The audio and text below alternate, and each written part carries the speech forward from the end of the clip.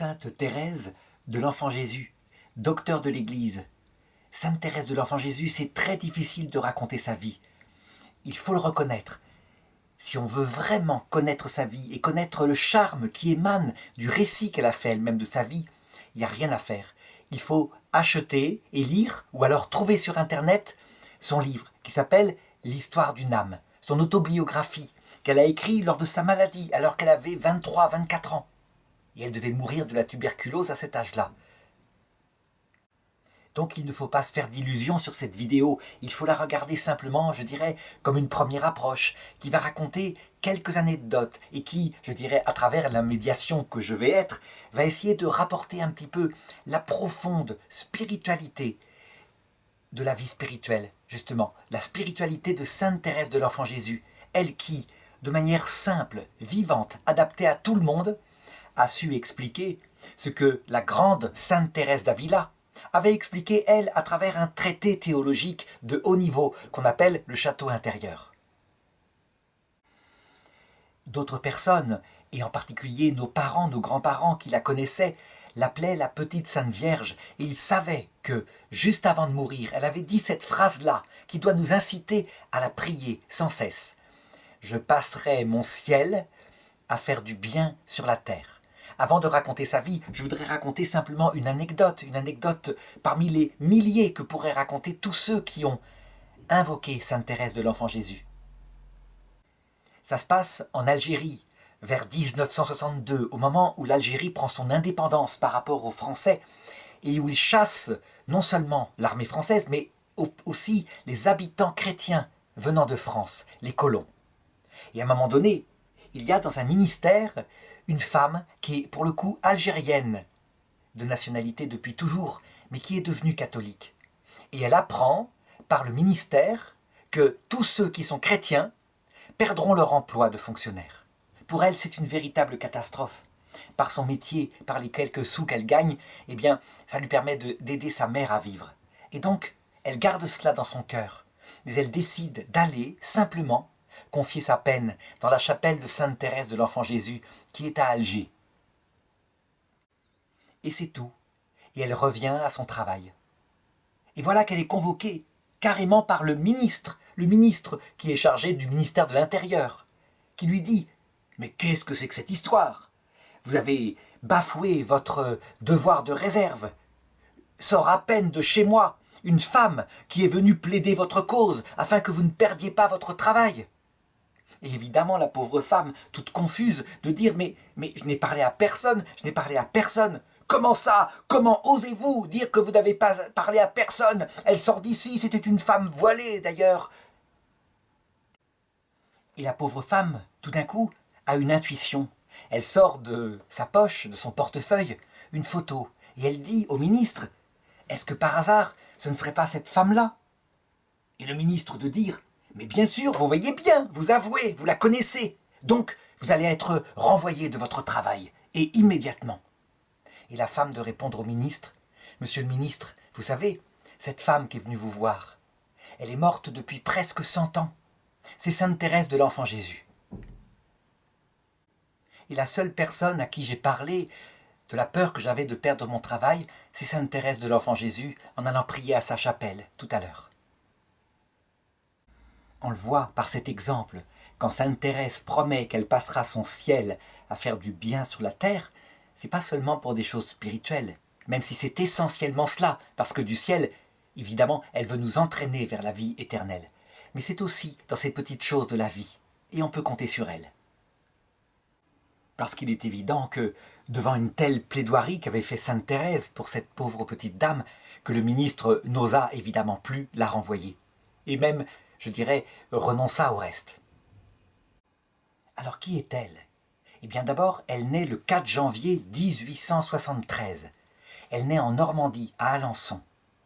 Elle est la 9e enfant et la dernière enfant d'une famille dont déjà 4 enfants sont partis. À l'époque, la maladie infantile est fréquente, on n'a pas encore découvert les antibiotiques. Et donc, sa maman, qui s'appelle Zélie, et son papa, eh bien, ont eu ce malheur-là. Qui sont ses parents? Eh bien, d'abord, il faut savoir que tous les deux avaient eu un profond désir étant jeunes, d'entrer dans la vie religieuse. Tous les deux. La maman Zélie avait pensé entrer dans un ordre apostolique, afin de se mettre au service des pauvres, les filles de la charité. Elle avait fait un essai, et la supérieure lui avait signifié qu'elle n'avait pas du tout la vocation. Elle avait rencontré un peu plus tard, en se dirigeant résolument vers le mariage, puisqu'on ne voulait pas d'elle dans la vie religieuse, un certain Louis Martin. Et ce monsieur Louis Martin avait eu la même idée. Lui, il était horloger. Évidemment, il s'était fiancé. Et je dirais même que le jour du mariage, eh bien, ils s'étaient promis, mutuellement, de vivre un peu comme Saint Joseph et la Sainte Vierge. Ça veut dire de consacrer leur vie dans le mariage, dans la chasteté, leur vie entièrement à Dieu. C'était une perspective qui avait tout à fait plu à Zélie, d'autant plus qu'en allant visiter ce jour-là, alors que leur mariage avait été célébré dans la plus grande discrétion, le couvent où était sa sœur, elle en avait pleuré, avec cette nostalgie de se donner tout à Dieu. Toujours est-il qu'un peu plus tard, sur les conseils d'un confesseur, eh bien, il leur avait été dit qu'il valait mieux qu'ils vivent leur mariage pleinement, leur mariage avec le don de la vie, et que ce serait une chance extraordinaire qu'ils pourraient seulement donner la vie en cette vie, la vie physique à des enfants. Ce qu'ils avaient fait. Et donc, des enfants étaient nés de cette famille. Et on peut dire que la croix, l'autre forme d'obéissance, qui n'est pas à un supérieur, mais qui est à la vie, l'avait durement frappé, ainsi que le papa, puisque ces enfants qui étaient morts n'étaient pas morts seulement bébés. Certains étaient morts à 4, 5 ans, toujours de maladies infectieuses. Certains, en regardant le nombre de la mortalité infantile à ces époques, se disaient que les gens s'attachaient pas aux enfants, que, après tout, survivaient ceux qui survivaient. Ce n'est pas vrai du tout. Les personnes étaient exactement comme nous, et ce fut de grandes douleurs, au point qu'à un moment donné, Zélie se demandait si elle avait encore sa place sur terre, si elle ne ferait pas mieux de partir vers le ciel. Louis et Zélie Martin, qui d'ailleurs ont été béatifiés, donc qu'on peut aussi prier, qui sont au paradis, eh bien, on donnait un modèle d'un couple profondément uni. Ça veut dire que leur amour était non seulement fécond, mais leur amour était profondément, je dirais, ancré. C'est ce qui fondait leur famille. Et ce qui fondait aussi leur famille, c'était leur soif que tous leurs enfants, un jour, aillent au ciel. Zélie le traduisait par l'idée que peut-être elle aurait un fils qu'elle pourrait donner à l'église pour être prêtre. Elle ne verra pas cela, parce qu'elle mourra très tôt. Mais du ciel, elle verra que toutes ses filles survivantes se donneront à Dieu à travers la vie religieuse. Donc, lorsque cette petite dernière fille naît, eh bien, on la prénomme Marie, Françoise, Thérèse, mais tout le monde l'appellera Thérèse.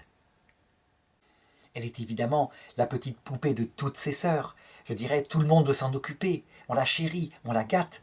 Mais la mère est là, qui veille, avec le papa qui, lui, travaille pour protéger ce foyer, tandis que la mère, avec son métier de dentelière, aussi travaille. Mais elle veille à ce que cet enfant ne soit pas trop gâté. Elle sait très bien le risque qu'il y a à trop aimer et à ne pas se mettre de repères. Alors son éducation est profondément droite, équilibrée entre l'amour d'un côté et de l'autre côté l'autorité. Si bien que quand la petite Thérèse va se développer, elle va avoir un caractère tout à fait enjoué, limpide, spontané, vivant, avec une volonté qui toute petite se manifeste, elle ne cède pas, mais finalement, quand on lui parle des choses de Dieu, parce qu'on lui en parle très vite, eh bien, par amour pour Dieu, elle est prête à faire tous les sacrifices d'obéissance. Avant d'aller plus loin dans le récit de la vie de cette petite Thérèse, eh bien, je voudrais rappeler tout de même le contexte de la France à cette époque-là. Donc à sa naissance, nous sommes en 1873.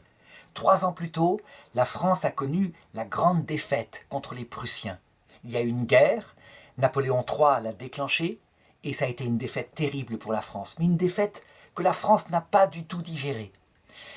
L'Empire s'est écroulé, Napoléon III a dû partir en exil, d'ailleurs il était très malade, et on a mis à la place une république qui est fortement teintée à cette époque-là d'anticléricalisme. Quelque chose comme ça veille. Pourtant, en même temps, on est à la période où l'Église catholique en France a connu un renouveau extraordinaire. Après les ruines qui ont suivi la Révolution française, donc 1789, l'Empire, eh bien, mystérieusement, de manière incroyable, le renouveau a été l'un des plus puissants que l'histoire de l'Église ait pu connaître, au point que partout la France, mais aussi la Belgique, a envoyé dans le monde des missionnaires. Le zèle missionnaire, le zèle à annoncer l'Évangile part principalement de la France, véritablement. Et parallèlement, il y a ce climat, je dirais, de haine de Dieu, de haine de l'Église, avec une très forte place de la franc-maçonnerie. On peut dire que les députés qui vont être élus à partir de cette époque-là sont en grande partie ce qu'on appelle des francs-maçons. Ça veut dire, en France en tout cas, le Grand Orient de France. Une sorte de volonté de construire le monde ici-bas le meilleur, en se passant des anciennes superstitions, Dieu, le christianisme, etc. Est-ce qu'on croit encore en Dieu dans le Grand Orient de France? On n'en parle pas en tout cas. Eh bien, ces hommes politiques qui sont au gouvernement font passer des lois qui veulent essayer de créer ce monde en se passant des lois de Dieu. Parallèlement, dans l'Église, toujours pour en revenir et montrer l'espèce de portrait de cette époque-là, eh bien, le courant principal, en tout cas le plus connu, c'est un courant assez fortement teinté de rigidité vertueuse. Et pourquoi cela? Parce que, sans doute, c'est une réaction aux guerres de la Révolution, aux guerres révolutionnaires, qui ont fait que, dans ces périodes de malheur, en tout cas dans les villes, on a voulu enfin vivre. Et donc il y a eu des périodes de relâchement moral, qui évidemment se sont suivies d'une période de réaction à la génération suivante, dans une grande rigidité morale. Il y a encore des traces du jansénisme. À cette époque-là, par exemple, on ne communie pas habituellement. On a tellement conscience de son péché qu'on va à la messe et on ne communie pas. C'est quelque chose que regrettent beaucoup les papes. Le pape de l'époque s'appelle le pape Pie IX.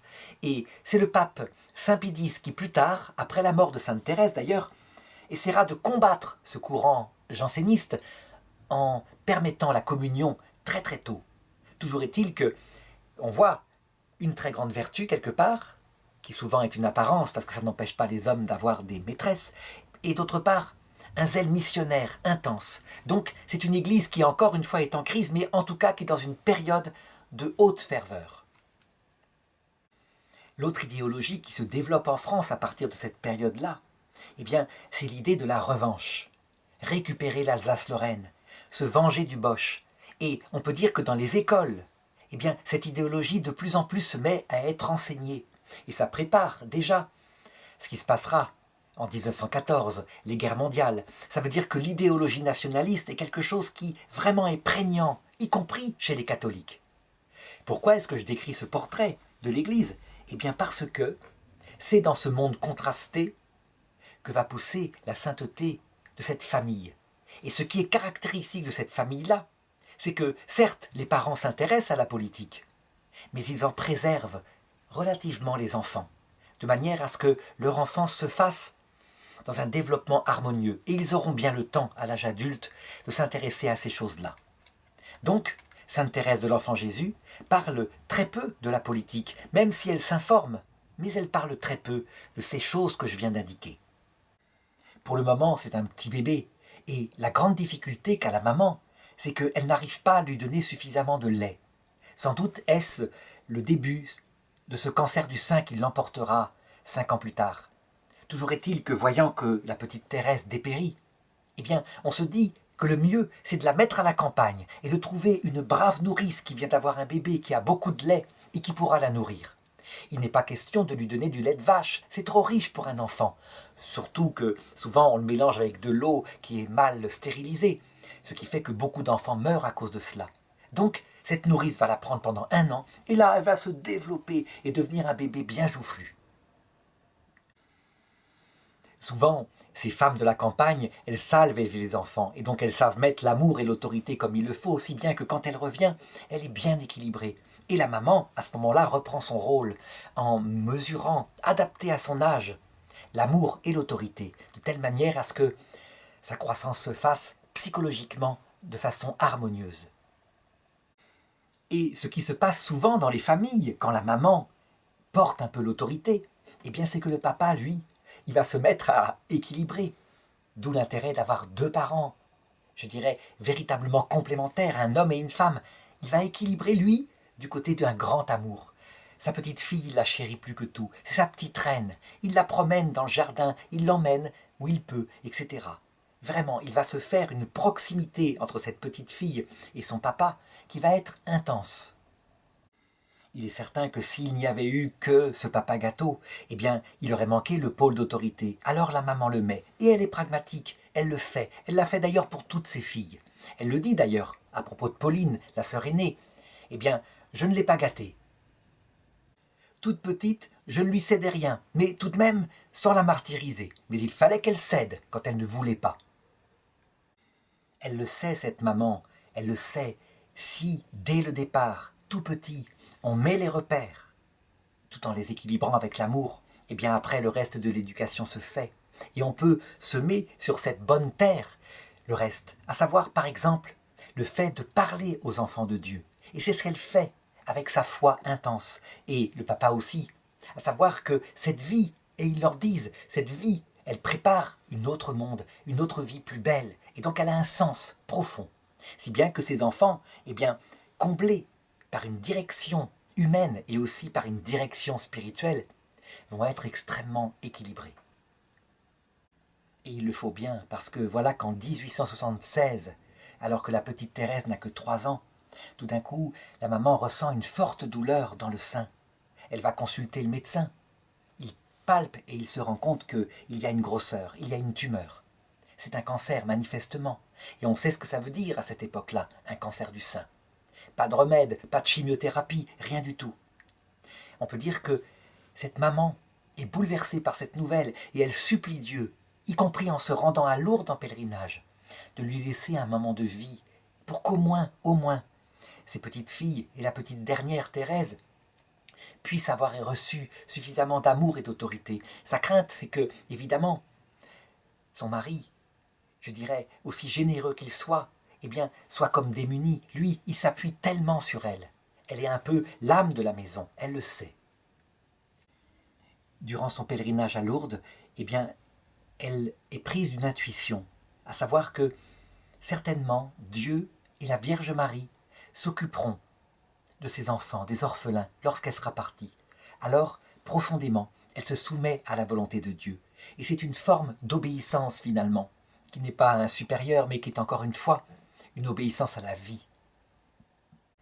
On peut dire finalement qu'à travers sa vocation de mariage, sa vocation religieuse, elle l'a fait d'une autre façon. Sainte Thérèse raconte dans sa vie que bien qu'elle ne l'ait pas connue longtemps, eh bien, elle se souvient comme du testament spirituel qu'elle lui a laissé, et en particulier sur un point, le sacrifice. Savoir faire plaisir à Jésus en se sacrifiant. Qu'il ne suffit pas de l'aimer en ayant du plaisir à l'aimer, mais qu'il faut offrir des choses, et que ces choses non seulement font plaisir à Jésus, mais en plus sauvent des âmes. Elle lui a même donné un petit chapelet, un chapelet qui lui permet non seulement de prier, mais aussi de compter dans la journée les petits sacrifices qu'elle fait comme petit enfant contre sa nature. Par exemple, quand elle est accusée injustement de quelque chose qu'elle n'a pas fait, elle pourrait se justifier. Eh bien, comme sacrifice, ça consiste à ne rien dire, à se laisser punir s'il le faut. Et c'est un grand sacrifice pour une petite enfant. Toujours est-il que ça, elle le tient de sa mère. Voilà le genre de sacrifice qu'elle va faire. Par exemple, un jour, la grand-mère de la petite Thérèse vient à la maison. Et elle a une grande joie à aller dans les champs pour ramasser des brassées de fleurs pour mettre à la Sainte Vierge.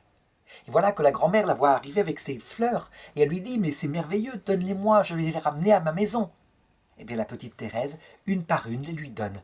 Et elle a bien envie de pleurer à l'intérieur, elle est toute petite, parce que les fleurs n'iront pas à la Sainte Vierge, et c'est le genre de sacrifice qu'elle fait quotidiennement. C'est l'époque aussi où la maman se prépare à son départ pour le ciel. Et les grandes sœurs qui savent très bien à quoi s'attendre, et le papa qui est là, essayent le mieux qu'ils le peuvent de préparer les 2 petites. Par exemple, Marie, pour soulager sa maman, a pris, Marie c'est la sœur aînée, a pris, comment dirais-je, le rôle d'institutrice pour ces petits enfants qui ne vont pas encore à l'école. Et donc, on organise les choses. Par exemple, comme elles ont bien travaillé, on organise, en présence du papa, assis sur sa chaise, de la maman, Zélie, assis sur sa chaise, la remise des prix à la fin de l'année, parce qu'elles ont bien travaillé. Et malheureusement, ce qui doit arriver arrive en 1877, alors que la petite Thérèse a 4 ans, presque 4 ans, sa maman meurt. Et elle se souviendra toujours de son papa qui pleure et qu'il l'approche du lit où est allongée cette maman qui est morte pour qu'elle lui dépose un dernier baiser. Et ce baiser se pose sur ce front qui est froid.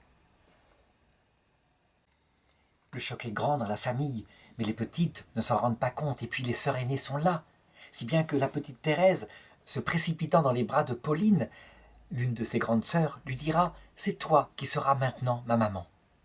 Quant au papa, eh bien, il est profondément atteint par ce décès. Et il prend conseil de son beau-frère, qui lui dit qu'il serait peut-être bien tout de même, à cause des petites, de se rapprocher de la ville de Lisieux, où ils habitent, et que ainsi sa femme pourra servir un petit peu de protection, parce que tout de même, les sœurs aînées sont bien jeunes. Et donc il accepte de quitter Alençon et de se rendre à Lisieux, où ils vont habiter dans une belle petite maison avec un parc qui s'appelle les Buissonnets. Pour cette petite fille de 4 ans, est-ce que les choses se passent bien? Eh bien, pas forcément. En fait, Pauline fait tout son possible pour remplacer le rôle de la maman, et elle le fait en mettant toujours ce qu'elle a appris, à savoir beaucoup d'amour, beaucoup d'autorité. Elle la laisse jouer aussi. Mais elle constate que cette petite Thérèse se replie sur elle. Et surtout, qu'elle développe quelque chose qui est étonnant, elle qui était si vive, si enjouée. Le moindre petit truc, la petite contradiction, n'importe quoi, elle se met à entrer dans des crises de larmes, de chagrin qui dure, qui dure. Elle développe une sensibilité qui est beaucoup trop forte, elle n'est pas forte du tout. C'est inquiétant. Depuis l'âge de ses 4 ans jusqu'à ses 14 ans, où elle va réussir à dépasser cela, eh bien, elle va présenter cette sensibilité extrême. Et même, à un moment donné, diverses phases de maladies étonnantes que je vais raconter plus loin. Qu'est-ce qui s'est passé en elle? C'est difficile à dire.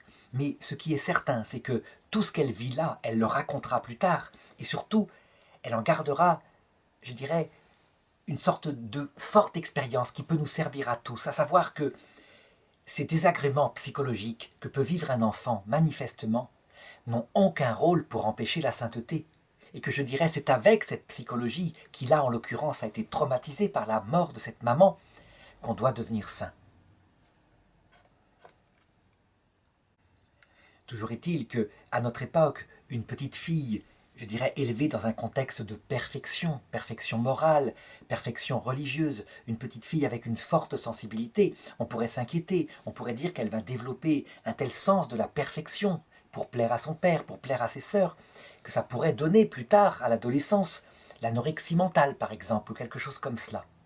Fort heureusement, les sœurs aînées sont là pour veiller, et pour remettre, comme elles le peuvent, les choses dans l'effort. Il faut dépasser cette sensibilité, mais elles n'y arrivent pas. Parallèlement, dans ce milieu très religieux, eh bien, on pourrait dire que peut-être il pourrait y avoir exagération. Par exemple, elle raconte qu'elle rêvait du ciel, le ciel où est sa maman, et que faire plaisir au bon Dieu, c'était vraiment ce qui l'occupait à longueur de journée. Fort heureusement, ces sœurs aînées, ces mères de substitution ont les pieds sur terre. Et donc, elles s'efforcent de faire qu'elles puissent jouer à toutes sortes de jeux, des jeux inventifs. Ça remettra les pieds sur terre. Et en même temps, qu'elles puissent toujours pareil se sacrifier, mais pas exagérément. Par exemple, un jour, elle est allée faire une promenade avec ses sœurs. Elle revient, elle a soif, elle a soif, elle a soif. Elle veut boire vite. Et sa sœur lui dit, et voilà un sacrifice que tu pourrais faire pour aider une âme du purgatoire. Aussitôt, la petite Thérèse se soumet et dit « D'accord, je ne boirai pas ». Et aussitôt, sa sœur lui amène à boire, parce que le sacrifice est fait.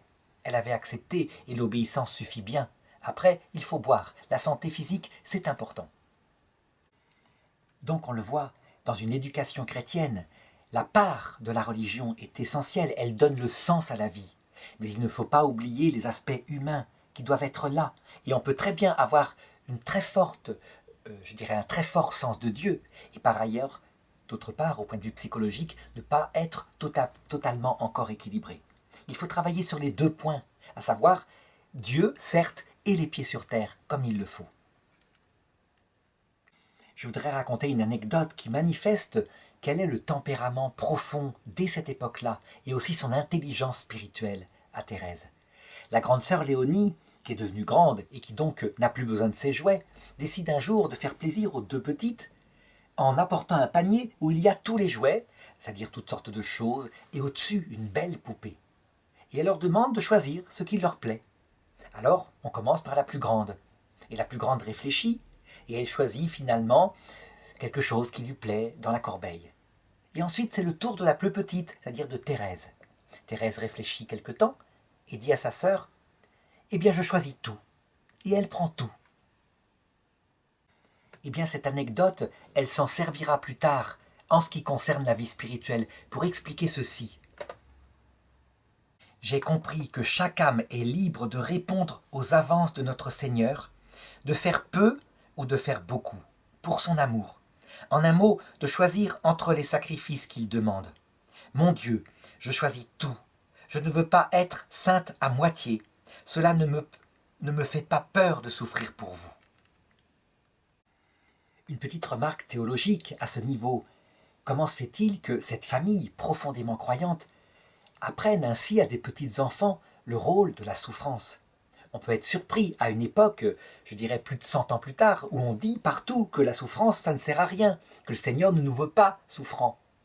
En réalité, elles ont compris à cette époque-là, et c'est un sommet de la spiritualité, que l'amour, c'est pas simplement le sentiment d'aimer, avec ce plaisir qui vient quand on aime.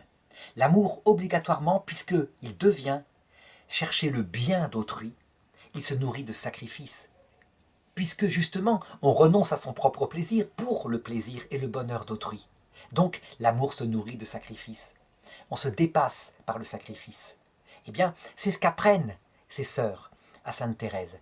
Et c'est aussi ce qu'on mériterait d'apprendre à notre époque, où on confond souvent l'amour avec le simple sentiment d'aimer. Et donc ce plaisir, on l'appelle l'amour, et quelquefois on est prêt à trahir quand le plaisir a disparu.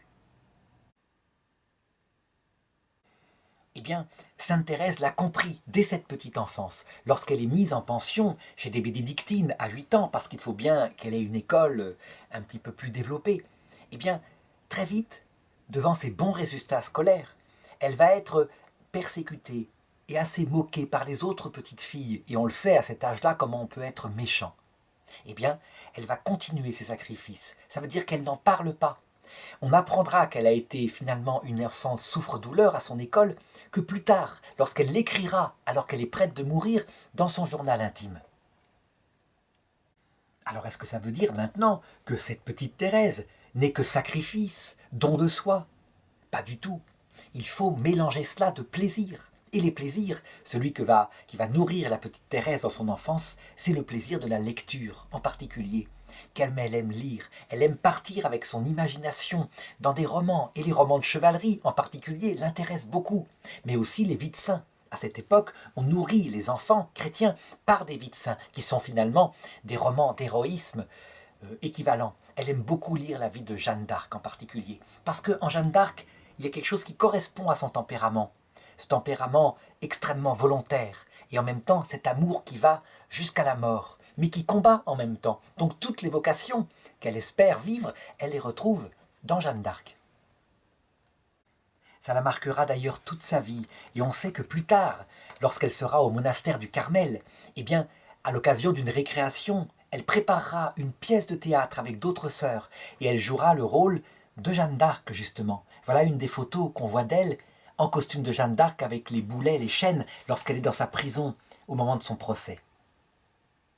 Donc on le voit comme tout dans l'éducation. Sacrifice, oui, parce que c'est ce qui, je dirais, fortifie un amour réel, mais aussi une dose de plaisir et de joie.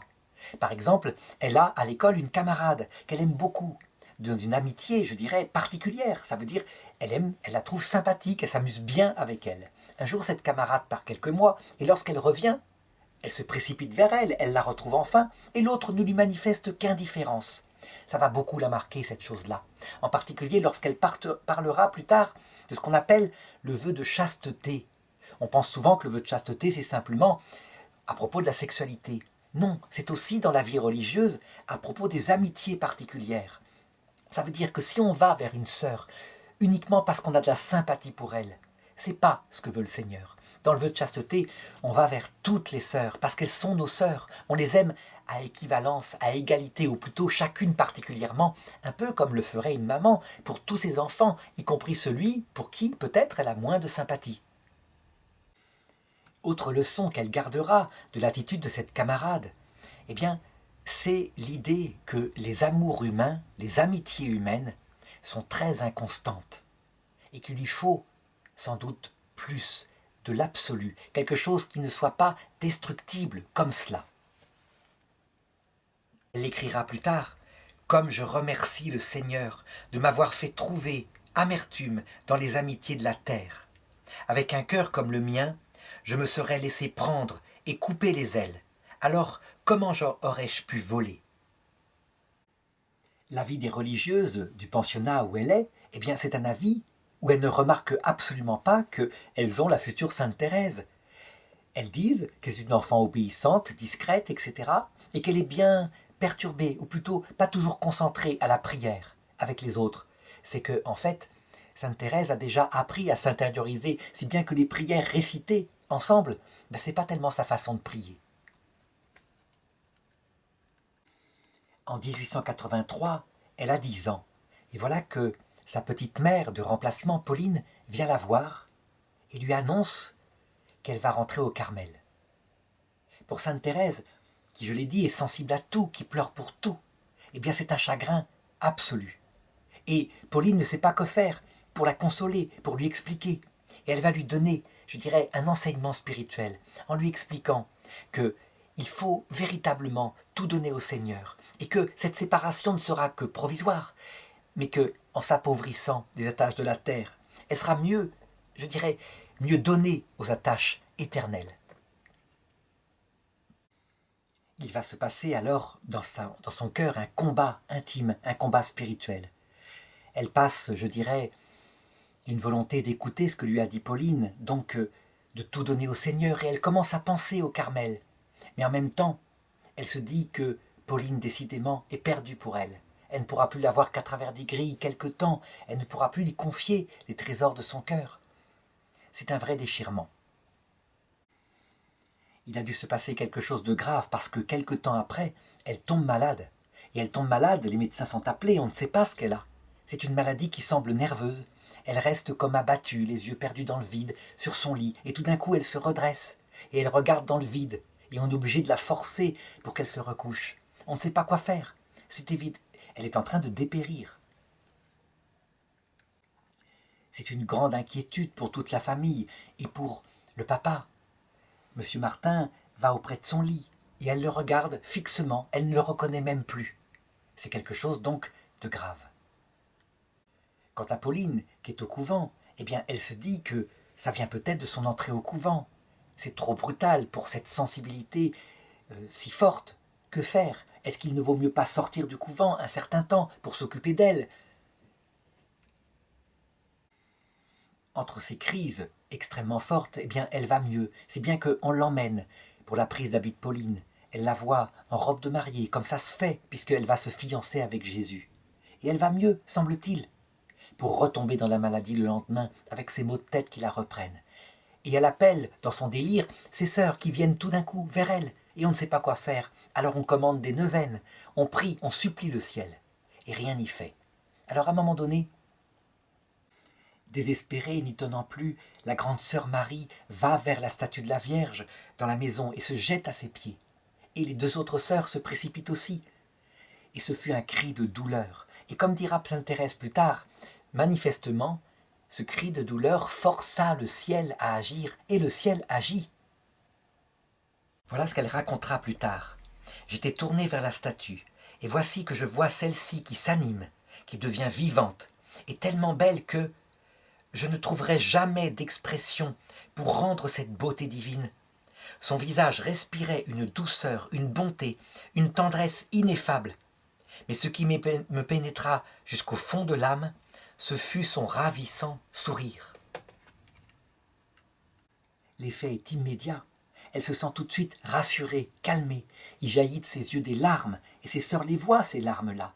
Et elle dit ceci: « La Sainte Vierge s'est avancée vers moi, elle m'a souri. » Et véritablement, à partir de ce jour-là, elle sera guérie.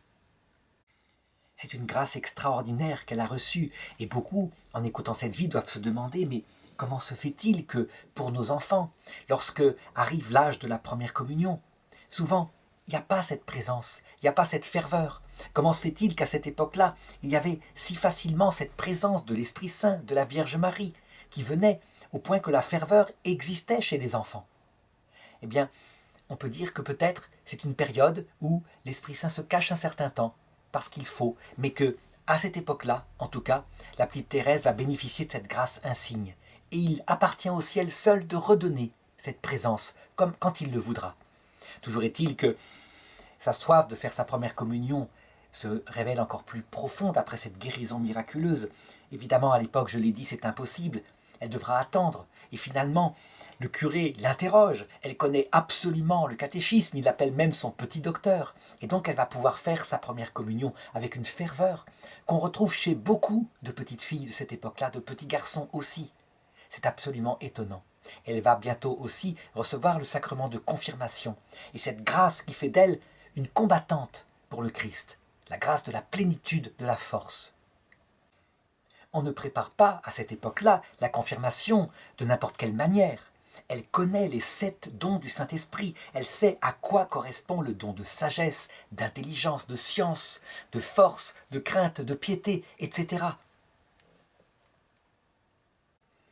Le don de conseil, elle le pratique. C'est l'obéissance aux volontés de Dieu. Et donc elle ne cesse véritablement de s'orienter vers cette volonté de Dieu qu'elle veut faire chaque jour. Évidemment, à cette époque-là, on ne prend pas, je dirais, les enfants pour des petits êtres sans intelligence. On leur donne de la théologie, je dirais, sous forme quasiment thomiste, en s'appuyant sur le grand docteur saint Thomas d'Aquin, adapté évidemment aux enfants. Eh bien, ça nourrit leur intelligence. Et leur intelligence, du coup, nourrit leur amour. La foi est solide parce qu'elle n'est pas indigente du point de vue de l'intelligence.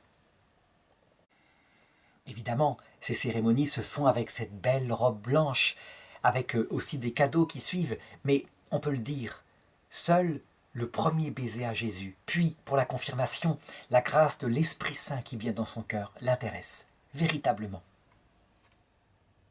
Voici les 3 résolutions qu'elle écrit lors de sa première communion. Premièrement, je ne me découragerai jamais. Deuxièmement, je dirai tous les jours un souvenez-vous. Troisièmement, j'essaierai d'humilier mon orgueil. On le voit, elle connaît parfaitement ce qu'elle doit travailler, mais aussi les défauts qu'elle doit combattre. Ce découragement, cette fragilité de tempérament contre lequel elle lutte, mais elle n'y arrive pas. Deuxièmement, parce qu'elle est jolie, parce qu'elle a ses boucles blondes, parce que son papa est fier de la sortir et de la montrer guérie. Eh bien, cette espèce d'orgueil qui peut prendre les jeunes filles à cet âge-là, elle le combat, elle en est lucide. Et puis, souvenez-vous, cette prière qu'on enseignait aux enfants à cette époque-là, que toutes les arrière-grand-mères enseignaient comme elles le pouvaient à leurs enfants, une très belle prière de Saint Bernard. Souvenez-vous, très miséricordieuse Vierge Marie, qu'on n'a jamais entendu dire que quelqu'un qui vous a invoqué ait été abandonné de vous. Animé d'une telle confiance, je viens vers vous, ô Vierge des Vierges, ô ma mère, et je me prosterne à vos pieds. Ne soyez pas indifférente à mes prières, mais accueillez-les favorablement. C'est ainsi que, à 13 ans, alors qu'arrivent ces complexes qui frappent souvent les adolescentes sur leur beauté, alors que, au contraire, elles sont souvent très belles, eh bien, elle va dépasser ces choses-là. Elle, adolescente si timide, par cette volonté, à travers le don de force, d'offrir tout en sacrifice au Seigneur. Elle dit même dans une prière, « Transformez toutes les joies que j'ai en sacrifice, en amertume, afin que je puisse vous aider à sauver des âmes. » Et on le voit, l'amertume ne manque pas. Sa sœur Pauline lui annonce qu'elle aussi, elle veut rentrer au Carmel. Et d'autre part, alors qu'elle tombe malade à son école, parce que sans doute ça ne passe pas si bien que ça, ses camarades la mettent un peu à part, elle est timide, elle est fort complexée, eh bien, on la sort de l'école puis on la lui remet. Elle doit porter cette croix-là. Elle n'a toujours pas dépassé sa sensibilité extrême. Parallèlement, de plus en plus, sa vocation se fortifie. Est-ce que c'est une vocation pour le Seigneur seul, ou est-ce que c'est parce qu'elle voudrait rejoindre ses sœurs? Les gens pourraient en douter de l'extérieur, elle est petite. Toujours est-il que la mère prieure du Carmel, qui la reçoit, lui dit un jour, alors qu'elle venait d'y penser, que si elle rentrait au couvent, elle s'appellerait certainement Sœur Thérèse de l'Enfant Jésus. Elle lui dit un jour, comme ça, pour plaisanter peut-être, quand vous rentrerez au couvent, vous vous appellerez Sœur Thérèse de l'Enfant Jésus. Et ça la touche, c'est un signe, peut-être que c'est un signe de la volonté de Dieu. Et voilà qu'arrive Noël 1886, donc Thérèse a 14 ans, elle est adolescente. Et le papa qui est là, qui porte ce foyer, qui a déjà plusieurs de ses filles qui sont parties au couvent, est en train d'installer les décorations pour Noël. Et il a une réflexion terrible. Il dit « Ah, heureusement, c'est bien la dernière fois qu'on le fera. » En sous-entendu, elle est grande maintenant et peut-être que ces fêtes-là, on pourra ne plus les faire. Devant une telle remarque, d'habitude, elle serait partie en larmes pendant des heures et des heures.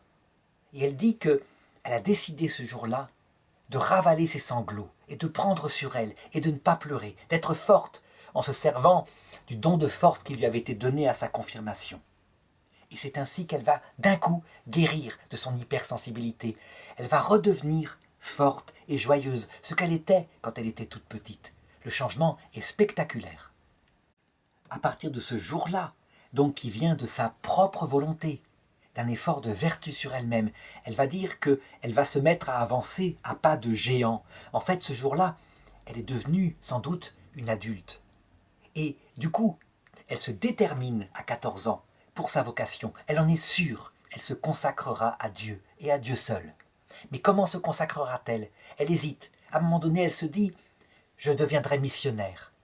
J'irai apporter le Christ aux gens qui en ont besoin, partout, dans les terres africaines, etc. » Et puis, finalement, elle réfléchit et elle se dit que le Carmel, la prière contemplative, tout donné par la prière à Jésus, aura bien plus d'effet pour être missionnaire.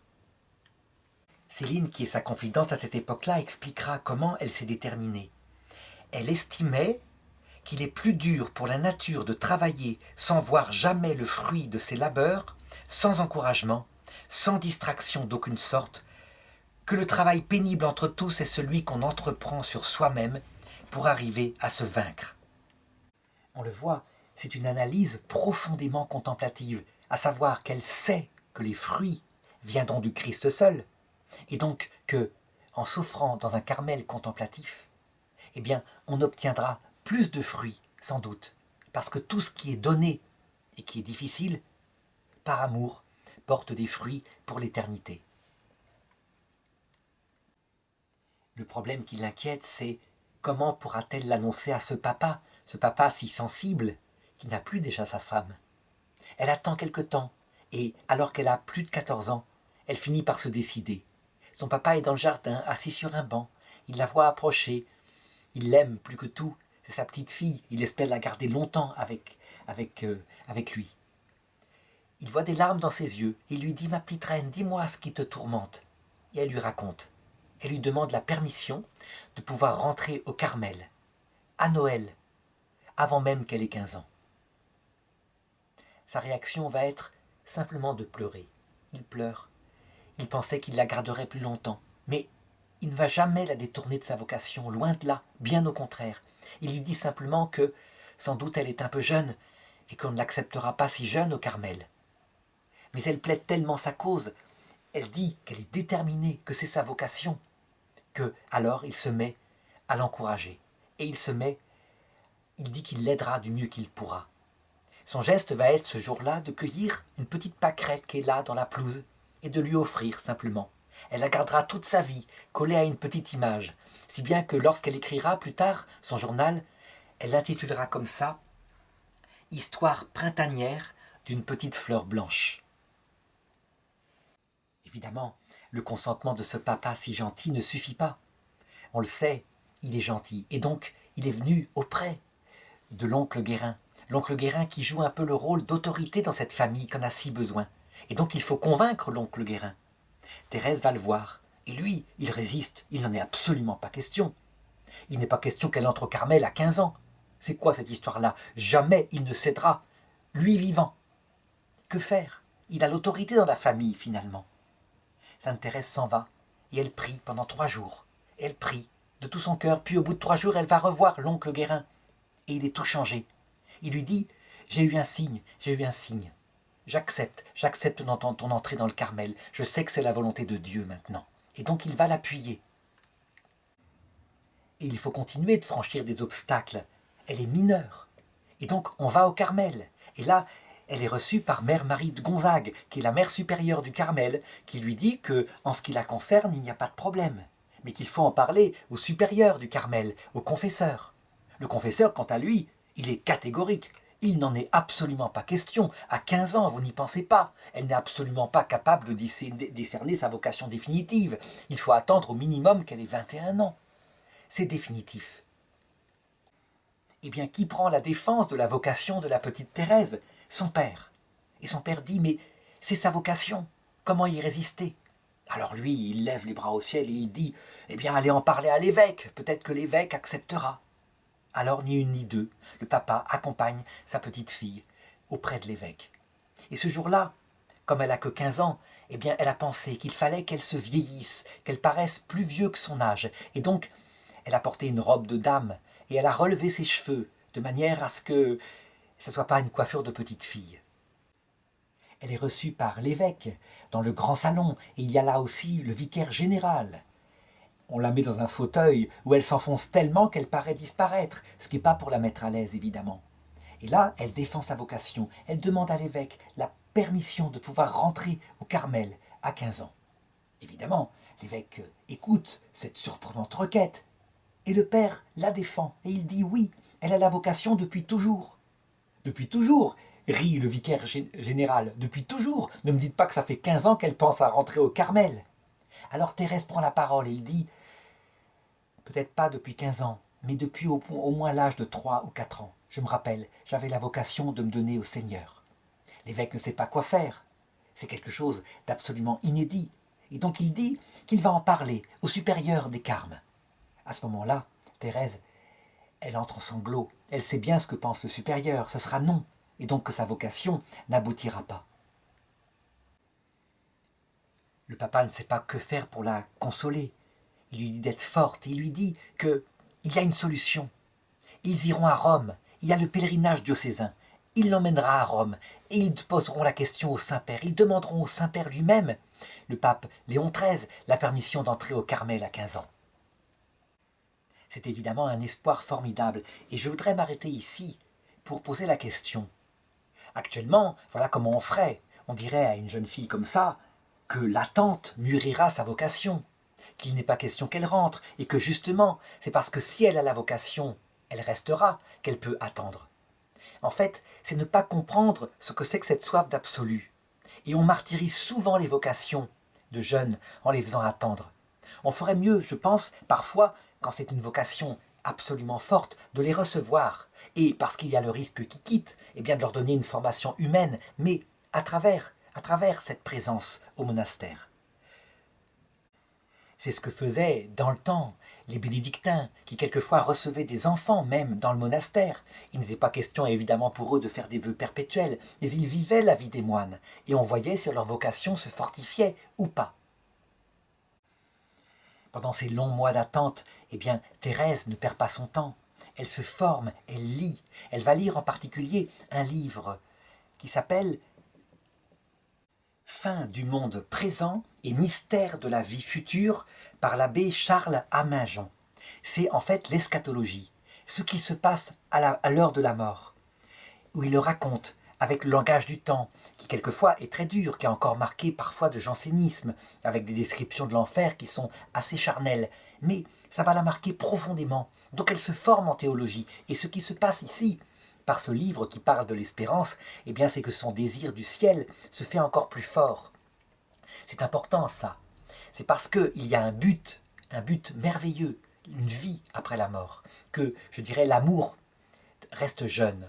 Et c'est important de développer la vertu d'espérance. En tout cas, grâce à ce livre, Thérèse va la développer. Parallèlement, eh bien, son envie de se donner, de se sacrifier pour les pauvres pécheurs, pour leur salut, cette vocation missionnaire est toujours là. Et voilà une histoire qui illustre à quel point c'est vrai. Il y a à cette époque-là un crime dont on parle dans tous les journaux. Il s'agit d'un certain Pranzini, un crime atroce. pour dépouiller, pour voler. Il a assassiné non seulement une mère, mais aussi une petite fille qui le gênait, qui aurait pu le reconnaître. Et il a volé des bijoux. Finalement, il a été arrêté par la police. Il a fini par avouer son crime, il est bien obligé. Et donc le procès a eu lieu et il est condamné à mort. Sainte Thérèse entend parler de ce Pranzini et elle se dit « ce n'est pas possible, il ne marque aucun signe de repentir. C'est vrai, les journaux décrivent un homme cynique qui ne pense qu'à l'argent, qui est anticlérical au possible, qui chasse complètement l'aumônier qui essaye de venir le visiter dans sa prison. » Et donc elle se dit qu'elle va se sacrifier, qu'elle va prier pour obtenir sa conversion afin qu'il n'aille pas dans l'enfer éternel. Et elle demande une seule chose au Seigneur, s'il le veut bien, qu'il lui donne simplement, s'il le veut bien, un signe qu'il s'est converti, pour sa simple consolation, afin de lui manifester à quel point sa prière aura été utile. Arrive le jour de l'exécution. Pranzini, évidemment, n'a aucune espèce d'intention d'entendre les curés qui veulent le confesser, pas question. Et donc il marche fièrement vers la guillotine, mais tout de même, quand il la voit, il devient pâle. Il s'approche près de la machine, l'aumônier s'avance pour essayer de lui faire embrasser une dernière fois le crucifix. Pas question, il le repousse. Il s'avance encore. Et au moment où il va basculer, eh bien, il se redresse, il appelle l'aumônier et lui demande qu'il lui présente le crucifix. Et il va l'embrasser 3 fois. Et ensuite, on va l'allonger sur la bascule et il sera guillotiné. Le lendemain, les journaux racontent ça. Et Sainte Thérèse est bouleversée parce qu'elle voit à quel point véritablement la prière et les sacrifices peuvent sauver les pauvres pécheurs. Elle sait qu'il n'ira pas en enfer parce qu'il s'est repenti. Et voilà que le voyage à Rome se prépare. Le papa a préparé les choses en grand. Il veut que ses 2 filles cadettes puissent visiter plein de choses, puissent voir des paysages qu'elles n'auront jamais vus. Jamais elles ne sont sorties de Normandie. Et donc elles prennent le train avec le papa. Et donc elles traversent la Suisse, où elle voit les montagnes. Ensuite, elle arrive en Italie, où il visite des villes magnifiques, des villes historiques, des lieux où ont vécu des saints. Et enfin, ils arrivent à Rome, où ils vont se recueillir là où bat le cœur de la chrétienté, dans le Colisée, là où sont morts tant de martyrs chrétiens. Ils se mettent à genoux, ils prient, ils s'unissent avec ces martyrs dont ils sentent la présence. Et enfin, il s'agit d'obtenir audience auprès du Saint-Père, le pape Léon XIII. Thérèse le voit d'abord de loin sur la place Saint-Pierre. C'est un homme âgé, mais qui est bon. Elle voit que son regard est bon, et donc elle pense qu'elle pourra sans problème lui faire sa requête, lui demander de pouvoir entrer au Carmel. En fait, ce n'est pas facile du tout. Quand arrive l'audience, il y a une pompe à cette époque-là.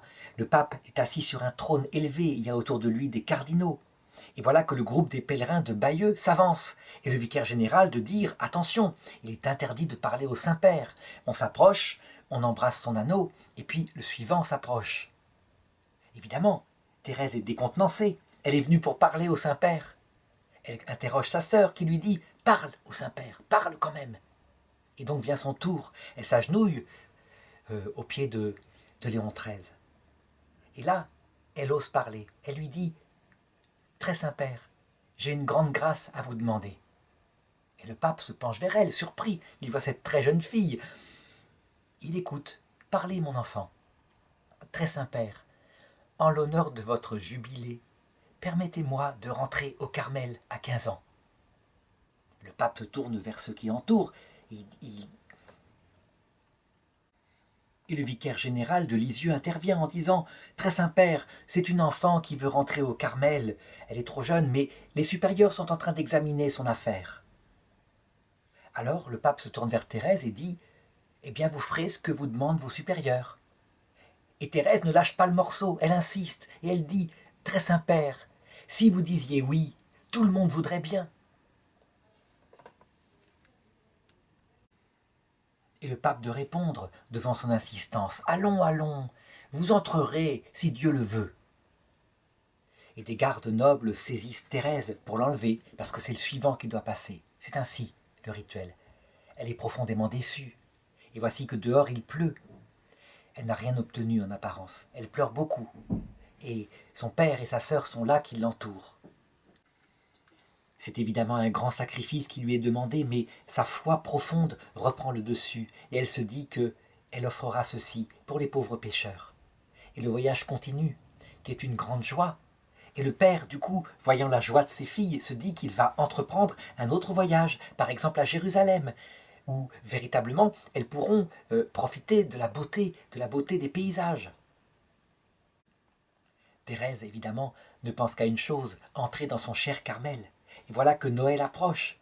Elle doit y rentrer, elle voulait y rentrer pour ses 15 ans. Or, elle va avoir 15 ans le 2 janvier. Et voilà que le 1er janvier, une lettre arrive à la maison, une lettre qui vient de l'évêché. En fait, c'est un mot de Mère Marie de Gonzague qui a reçu une lettre de l'évêché et cette lettre disait qu'elle était autorisée à rentrer immédiatement au Carmel. Et le mot de Mère Marie de Gonzague dit qu'elle y rentrera après le carême, après les duretés du jeûne. Ce sera comme ça plus simple. Donc il lui faut attendre encore quelques mois. Mais la bonne nouvelle est arrivée. Les quelques mois qui la séparent de son entrée sont évidemment d'une grande affection pour sa famille. Elle va voir tous ceux qu'elle aime, elle revoit les lieux de son enfance. Et arrive le dernier repas en famille, avec la famille Guérin qui est là aussi. Et elle dira plus tard, je ne comprends pas comment un saint ne peut pas aimer sa famille. Elle a été tellement entourée. Le lendemain, c'est l'entrée au Carmel. Et avant d'entrer, évidemment, elle doit recevoir la bénédiction de son père. Et son père, elle s'agenouille devant lui. Le père va s'agenouiller aussi, pour lui donner sa bénédiction sur le front avec la croix, sans doute dans une intuition de ce qu'elle serait plus tard, qu'elle serait la grande sainte, Thérèse de l'Enfant Jésus. Les sœurs sont là, à la porte, elles ont remis leur voile par-dessus la tête pour accueillir cette petite sœur qui entre, qui est une enfant avec ses boucles blondes. Et il y a aussi le supérieur qui est là et qui, lui, n'est pas content du tout, furieux que l'évêque ait contourné son autorité. Si bien que dira Thérèse plus tard, en entendant les réflexions, par exemple quand il dit qu'on regrettera d'avoir fait entrer une enfant en qui on met trop d'espoir, eh bien dira qu'elle a reçu ce jour-là des roses, mais aussi leurs épines. Parmi ses sœurs qui la voient rentrer, eh bien certaines ne sont pas loin de penser comme le supérieur, en pensant que c'est tout de même un peu exagéré et qu'elle ne tiendra pas face à une règle aussi austère. Mais en même temps, on est vite frappé par, je dirais, la grande détermination de son regard et aussi la majesté de son port, parce que véritablement, c'est sa vocation. On ne peut pas deviner, évidemment, quel cœur, je dirais, entièrement donné bat en elle. D'autres sœurs pensent qu'elle n'a pas la vocation et qu'elle est simplement rentrée au couvent pour rejoindre ses sœurs, ses petites mères. Elle avait été tellement malade au départ de l'une d'elles. En fait, elles vont vite se rendre compte qu'elle a vraiment la vocation. Elle connaît parfaitement la règle, elle a eu le temps de la méditer, elle sait parfaitement le vœu de pauvreté, donc sa cellule, c'est une cellule de moniale, avec un lit, un grabat, et puis une chaise, simplement ça. Aux récréations, eh bien, comme elle veut vivre comme les autres sœurs, elle ne se met pas forcément à côté de ses sœurs, elle les traite comme les autres sœurs, elle se comporte dès le départ en religieuse. Et tous les sacrifices qu'elle a appris à faire depuis si longtemps, eh bien elle les fait aussi. Mais évidemment, il faut savoir qu'elle est portée à ce moment-là par une grande grâce, par un grand plaisir. Elle a atteint ce but, se donner au Seigneur, et donc forcément, sa ferveur est portée. Les sœurs n'en pensent pas moins. Elles savent très bien que cette ferveur des débuts ne durera pas forcément. Elles savent parfaitement que le plaisir en question ne dure qu'un temps. Et donc elles attendent pour voir. D'ailleurs, le Seigneur va vite éprouver cette joie sensible. La mère prieure, Mère Marie de Gonzague, qui avait toujours été si gentille pour elle, qui dans son enfance l'avait tellement consolée, l'avait véritablement accueillie comme son enfant, à partir du moment où elle entre au Carmel, se met à se comporter avec elle avec une étrange dureté. Une dureté qui vient-elle d'elle-même, de sa propre décision?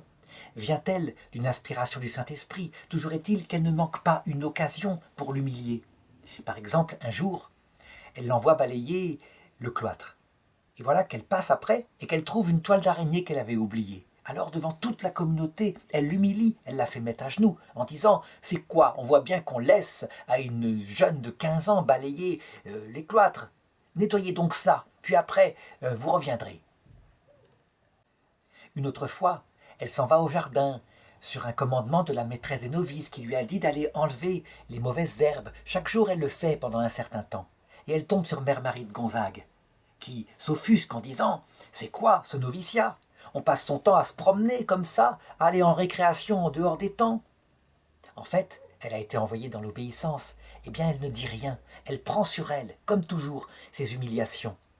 Si elle avait été autre chose qu'une vocation, elle serait tout de suite allée se plaindre et tomber dans les bras de sa petite Pauline, qui est sœur ici, pour expliquer à quel point elle subissait des injustices. Eh bien non, elle le prend sur elle. Et on ne saura cela que plus tard, lorsqu'elle écrira justement ses mémoires. Il y aura, à cette époque, dans les couvents, partout en France, des comportements comme cela de mères supérieures, qui, je dirais quelquefois, par sadisme, mais quelquefois véritablement dans un désir d'éduquer, humilient leurs novices. En réalité, le vœu le plus dur, c'est sans doute le vœu d'obéissance, puisque ça consiste, lorsqu'on entre dans un ordre religieux, à renoncer à sa volonté propre, volontairement, librement, en vue de s'unir davantage au Seigneur, puisque, on le sait, dans la vie éternelle, nul ne peut voir Dieu sans mourir à soi-même. C'est le vœu le plus dur de la vie de tous les religieux. En effet, renoncer à sa volonté dans le plaisir, c'est pas renoncer à sa volonté, mais c'est le faire dans l'humiliation qui ne plaît pas, qui rend les choses si difficiles. Eh bien, elle le fait courageusement, parce que son amour est un amour réel, nourri des enseignements de sa mère, nourri du sacrifice, comme je l'ai dit tout à l'heure. Et puis, très vite, alors qu'elle n'a pas encore pris l'habit, et bien voilà que tombe sur elle ce que sainte Thérèse d'Avila appelait la nuit des sens. Ça veut dire que le plaisir du départ, dans ce tout nouveau de s'être donné au Seigneur, disparaît vite, au bout de quelques mois. À l'oraison, elle s'ennuie, elle a envie de dormir. Elle voit les sœurs prosternées qui, elles-mêmes, parfois dorment. Et ça la prend. Où est sa ferveur des débuts? Elle ne ressent plus ces consolations de la présence du Seigneur. Devant une telle épreuve, qu'en plus on ne lui a pas forcément expliqué, elle n'a pas forcément lu sainte Thérèse d'Avila, eh bien beaucoup s'en vont en disant « Bon, eh bien je ne reste pas ».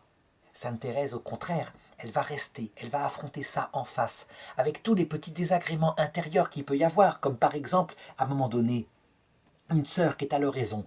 Il faut savoir que l'emploi du temps d'une carmélite, c'est 1 heure d'oraison le matin, l'office, 1 heure d'oraison le soir, et puis la messe au milieu de la journée. Donc il y a beaucoup de temps passé à la chapelle. Pendant l'oraison, il y a une sœur qui fait un petit bruit avec ses chaussures ou avec ses dents, je ne sais plus. Un petit bruit agaçant comme tout, qu'elle entend plus que tout. Eh bien, elle prend sur elle et elle l'offre au Seigneur. Et voilà la vie d'une carmélite. Et c'est par ces petits gestes-là que passe un amour qui en fait est héroïque. Évidemment, dans de telles épreuves qui démarrent dès le départ, eh bien, il y a aussi l'accompagnement spirituel. Donc les sœurs reçoivent un enseignement spirituel, et en particulier une retraite qui est prêchée par le père Pichon. Et le père Pichon la reçoit, et il est étonné devant la pureté d'une telle âme. Et il dit tout à fait simplement, comme cela, il l'assure, alors qu'il la reçoit en confession, que jamais, jamais, elle n'a commis un seul péché mortel volontairement.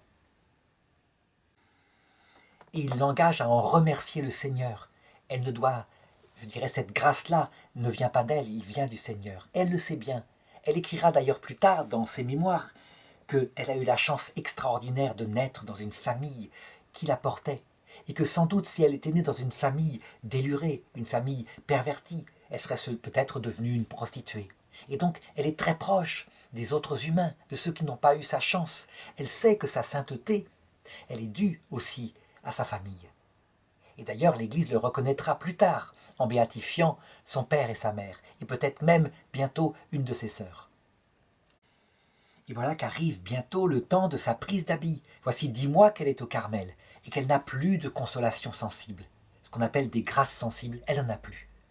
Tout de même, elle demande, pour ce jour où elle va prendre l'habit et son nouveau nom, elle demande à Jésus, s'il le veut bien, de lui faire un petit signe. Par exemple, ce serait pour elle merveilleux s'il pouvait neiger ce jour-là, que tout soit recouvert d'un blanc manteau immaculé. Le matin arrive et il fait très doux, il ne va pas neiger. Et le papa arrive, elle est en robe de mariée, et il la porte à l'autel, où elle prend l'habit, et où elle reçoit son nom nouveau, sœur Thérèse de l'enfant Jésus et de la Sainte Face. La Sainte Face, c'est tout simplement l'icône du Christ qu'on a découvert très récemment sur le Saint-Suaire en prenant une photographie. Le Christ douloureux au moment de sa résurrection. Et la voilà, toute jeune sœur, avec ce voile blanc des novices. Et lorsqu'elle sort de cette cérémonie avec son habit qui est encore tout plissé, qui n'a jamais été mis, et bien voilà qu'il a neigé.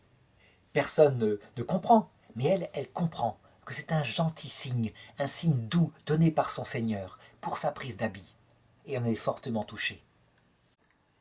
Et le papa est venu dans la joie pour donner sa troisième fille au Carmel. Il sait que les deux autres suivront. Après, je dirais, cette joie qu'il aura fait et ce sacrifice ce jour-là, eh bien, il tombera malade peu à peu.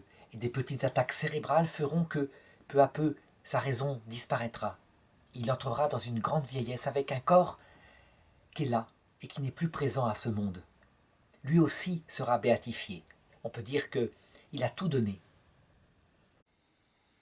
Le noviciat commence et elle le passe véritablement du mieux qu'elle peut. Elle racontera plus tard des petites choses qu'on ne peut pas deviner. Comment chaque occasion lui permet de faire un sacrifice. Par exemple, eh bien, un jour, la lampe qui lui sert pour l'heure entre les vêpres et puis les complis, la lampe qui lui sert dans sa chambre a disparu, dans sa cellule a disparu. Elle ne s'en plaint pas, elle reste dans le noir alors qu'elle a tant à faire. Et ce petit sacrifice et d'autres vont s'accumuler de cette façon-là. En fait, dans les petits riens qu'on peut se donner au Seigneur.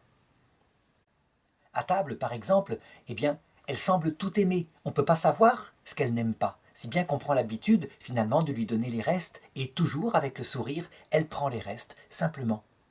Une autre fois, elle partage son repas avec une autre sœur, une sœur qui boit beaucoup, elle a beaucoup besoin d'eau, et la cruche est pour elle deux.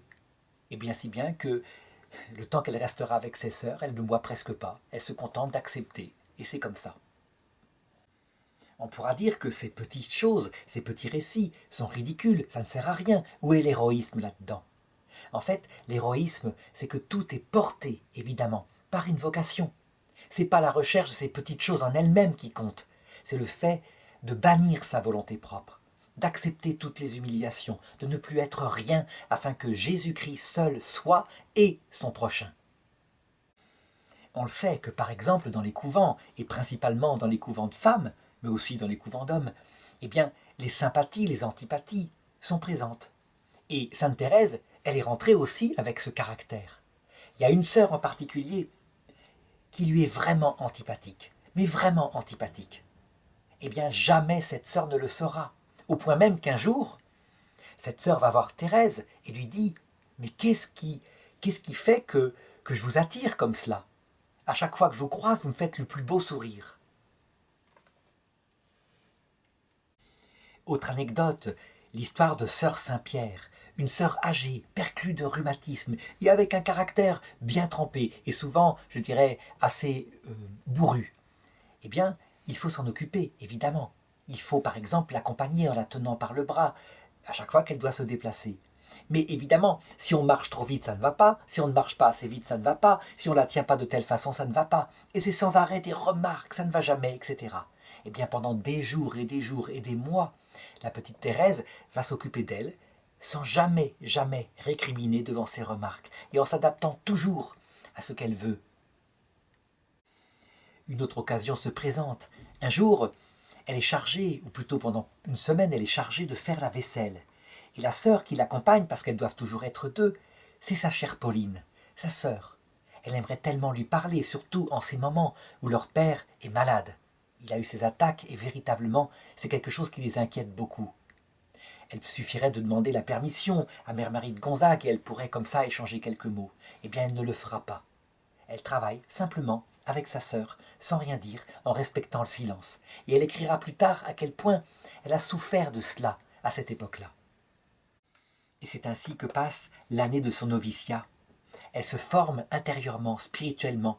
Tout ce qu'elle enseignera plus tard dans son écrit, elle l'a appris dans ce temps. Arrive au bout d'un an le temps de sa profession, normalement. Elle doit prononcer ses vœux.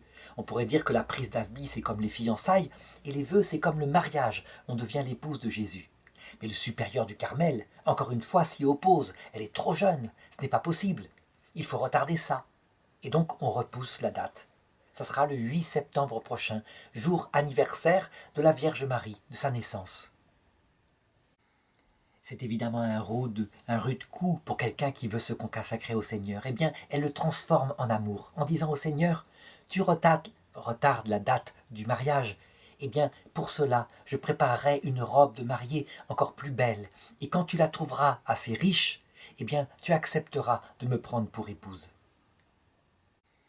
Lorsqu'arrive ce jour, eh bien, elle peut se préparer par 10 jours de retraite dans le silence complet. On pourrait dire qu'elle est remplie de grâces sensibles, qu'elles vont revenir, c'est un minimum de la part du Seigneur. Non, il continue de la traiter avec la même virilité qu'il le fait, pour qu'il l'aime, non pas à cause des plaisirs qu'il pourrait lui donner, mais pour lui-même. Alors, elle prie, dans ce silence, et elle se prépare. Et enfin arrive le jour de la profession. Nous sommes le 8 septembre 1890, elle n'a pas encore 17 ans. Et ce jour-là, eh bien, elle donne tout au Seigneur. Elle écrit par exemple « Je voudrais que ce jour-là, tous les pécheurs se convertissent, que le purgatoire ne renfermât plus un seul captif. » Et elle prie pour tous les siens, chacun est cité, et elle porte contre son cœur un acte de consécration à son époux, qu'on retrouvera plus tard. On sait comment se passe une profession religieuse, donc elle est prosternée par terre, face contre terre, allongée de tout son long. Puis elle se relève, elle peut prononcer ses vœux. Et on devine l'émotion qu'il y a ici dans cet acte qui marque sa vie pour toujours.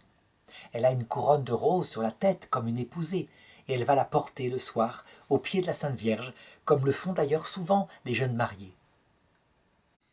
Et voilà quelques photos de Sainte Thérèse après sa profession. On le voit, elle porte maintenant le voile noir, le voile qui signifie qu'elle est engagée pour toujours. Et sa vie intérieure est toujours aussi intense, et elle l'offre pour son pauvre papa qui n'a pas pu venir à sa profession. Mais en même temps, cette peine intérieure qu'elle a ne se voit pas du tout à l'extérieur. Il ne faut pas croire qu'aux récréations, elle est confise en dévotion, qu'elle part dans des extases. À un moment donné, elle n'est pas à la récréation parce qu'elle est chargée de quelque chose. Et les sœurs sont toutes tristes parce qu'elles disent « Sœur Thérèse n'est pas là, on ne va pas s'amuser aujourd'hui. » Parce qu'elle sait mettre de la gaieté. Elle est là, comme un pinson, au milieu de ces oiseaux. Et véritablement, un triste saint. C'est un saint triste. Mais ça se faisait toujours avec délicatesse. Il ne s'agissait jamais de rire de quelqu'un, de se moquer, de pouvoir blesser. C'est toujours avec gentillesse. Et elle inventera même des pièces de théâtre, des récréations qu'on a dans ses écrits. Tout ça pour égayer les récréations des sœurs. Car son attention aux autres, aux prochains, qui sont ses sœurs, eh bien c'est quelque chose pour elle d'essentiel. Par exemple, petit trait de caractère, un jour, il faut décorer l'autel. Mais il y a une sœur âgée. Quand on met des roses particulièrement, elle se plaint parce que ça lui donne mal à la tête. Alors, qu'est-ce qu'elle fait? Eh bien, elle déniche quelque part, on ne sait pas comment, une rose artificielle. Et quand la sœur la voit, elle va pour faire une remarque, et la petite Thérèse lui dit simplement que c'est une copie, c'est pas une vraie rose, donc il n'y aura pas de problème. Ainsi est la délicatesse. À un moment donné, tombe sur le Carmel une grippe terrible. Et on sait qu'il y a des sœurs âgées, donc il y aura même des décès par rapport à cette grippe. Elle est peu atteinte. Eh bien, elle va passer un temps énorme, tout le temps, à s'occuper des sœurs très malades. Au point que Mère Marie de Gonzague, qui, je l'ai dit, lui a mené une dure vie durant son noviciat, est obligée de constater qu'elle est vraiment dévouée, qu'elle est solide, que c'est une vocation d'une très grande richesse, et elle se met même à l'admirer. À un moment donné, on lui retire sa charge au réfectoire et on la charge de la sacristie, ce qu'elle fait avec un grand amour. Pour elle, c'est un honneur si fort que de pouvoir approcher les vases sacrés, les préparer pour les prêtres. Elle le fait de tout son cœur. À un moment donné, arrive le temps des élections. On sait qu'on change de prieur. Parfois, il y a des élections et ceux qui ont fait leur profession votent. Or, voici que Mère Marie de Gonzague n'est pas réélue. Et à sa place, voici que sœur Agnès de Jésus, en fait Pauline, sa propre sœur, est élue prieure du Carmel. Elle devient donc mère Agnès de Jésus. Elle nomme aussitôt Mère Marie de Gonzague comme maîtresse des novices et elle désigne Thérèse de l'Enfant Jésus comme étant son adjointe. Simplement son adjointe, elle n'a pas de rôle direct, c'est bien Mère Marie de Gonzague qui sera la maîtresse des novices. Et on sait à quel point cette mère a un caractère fort et qu'elle ne se laissera pas dominer. Eh bien, à partir de ce moment-là, parce qu'elle a charge des novices, elle va s'en occuper avec une très grande délicatesse, au point que Mère Marie de Gonzague ne se sent pas du tout marcher sur ses plates-bandes.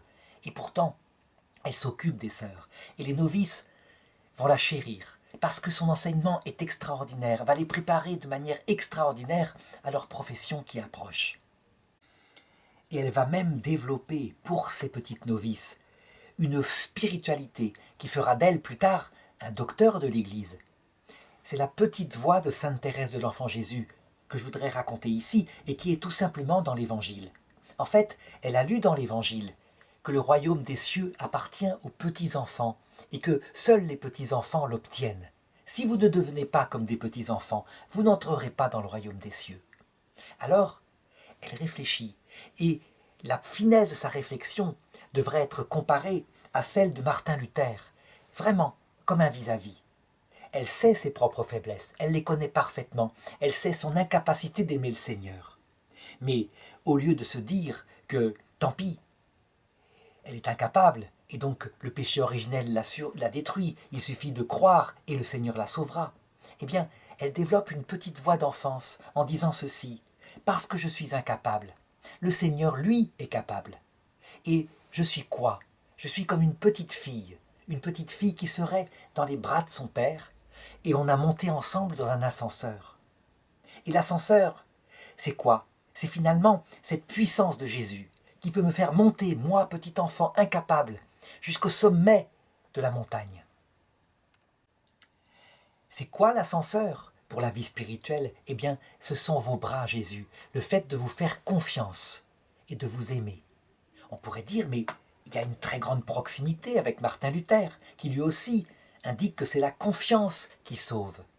Oui, mais Sainte Thérèse ne s'arrête pas là. Elle dit que cette voix de l'enfance-là, c'est le premier pas, et que une fois qu'on s'abaisse devant Jésus, qu'on monte dans ses bras, alors lui, en retour, il nous élève. Il nous élève jusqu'à devenir son épouse. Son épouse, ça veut dire pas simplement une petite enfant, mais véritablement une collaboratrice de son travail, quelqu'un qui, comme une adulte, avec la force de l'Esprit Saint, peut travailler à son jardin.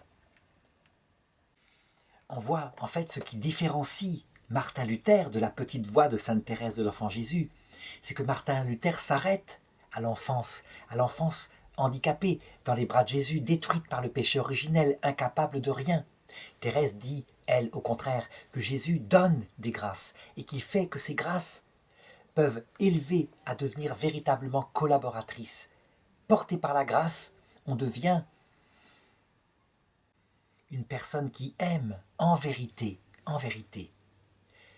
Alors on pourrait dire, mais la voix de la petite Thérèse est une voix de facilité. Se jeter dans les bras de Jésus, c'est formidable, on est porté par lui. Eh bien, elle répondra à cette chose-là en disant plus tard, ne croyez pas que suivre cette petite voie, c'est suivre une voie de repos, toute de douceur et de consolation. Ah, c'est tout le contraire. Il faut s'offrir en victime à l'amour. Il faut s'attendre à être sacrifié sans aucune réserve. Et comme on lui rapportait à la fin de sa vie la parole d'une religieuse croyant qu'elle n'avait jamais eu à soutenir de combat, elle lui répondit « Aussi, j'en ai eu. J'avais une nature pas commode. Cela ne paraissait pas, mais moi je le sentais bien. Et puis, je puis vous assurer que je n'ai pas été un seul jour sans souffrir, pas un seul. » Et je voudrais raconter maintenant ce qu'on connaît de la fin de son chemin, de son parcours de géant vers le Seigneur, tel qu'elle le raconte dans son manuscrit autobiographique qu'elle devra écrire. En effet, il y a une chose intérieure qu'on n'aurait jamais su si elle ne l'avait racontée. Le lendemain de sa profession perpétuelle, donc de son mariage avec Jésus, où elle a fait une offrande totale de son être, un acte d'amour dans l'obéissance, eh bien, elle va être frappée par une épreuve particulière qu'on ne peut pas comprendre si on ne la vit pas. À savoir que tout d'un coup, eh bien, elle perd, je dirais, la compréhension même de sa vocation. Voilà comment ça se produit. D'abord, un matin, elle se réveille. Il faut dire qu'il fait froid dans le Carmel. Elle vit la règle intensément. Donc sa santé s'est peu à peu usée. Et voilà qu'elle crache dans son mouchoir et elle voit du sang. Au début, elle éprouve une grande joie et elle se dit en elle-même que bientôt elle verra son Seigneur. C'est ça à laquelle elle pense, parce qu'elle a compris. C'est sans doute la marque de la tuberculose. Et on comprend la joie intense que peut éprouver une sœur tellement donnée qui vient en plus de se marier avec son Seigneur à l'idée qu'elle le verra bientôt, que son exil sur la terre se terminera pour le ciel. En même temps, pratiquement, arrive cette épreuve intérieure. Ça veut dire que la compréhension de ce mystère qu'elle avait, eh bien elle dira plus tard, je ne croyais plus en Dieu que parce que je lui disais. Cette épreuve qu'on appelle la nuit de l'esprit, à la différence de la nuit des sensations qu'elle a pu éprouver comme jeune religieuse, elle touche l'intelligence même qu'on peut avoir de ce mystère. Ça veut dire qu'à un moment donné, d'une façon ou d'une autre, par une épreuve qui vient forcément du Seigneur, on ne comprend plus ce qu'on fait là, on ne comprend plus à quoi tout cela sert. Évidemment, cette épreuve est terrible parce que quand on perd la lumière qui dirige la vie, qui donne la direction, ben, on n'a plus rien à faire. Et beaucoup s'écroulent dans ce qu'on appelle une dépression grave, parce que la vie n'a plus de sens. Parallèlement, en même temps que cette épreuve l'apprend, la maladie va se mettre à progresser. Les médecins sont appelés, ils voient qu'ils ne peuvent pas faire grand-chose. Mais c'est une maladie terrible à cette époque-là, parce que peu à peu, elle vient agresser les alvéoles pulmonaires, le poumon, et je dirais, la respiration se fait de plus en plus mal. Ça veut dire qu'en fait, c'est une maladie qui fait mourir par étouffement, tout simplement.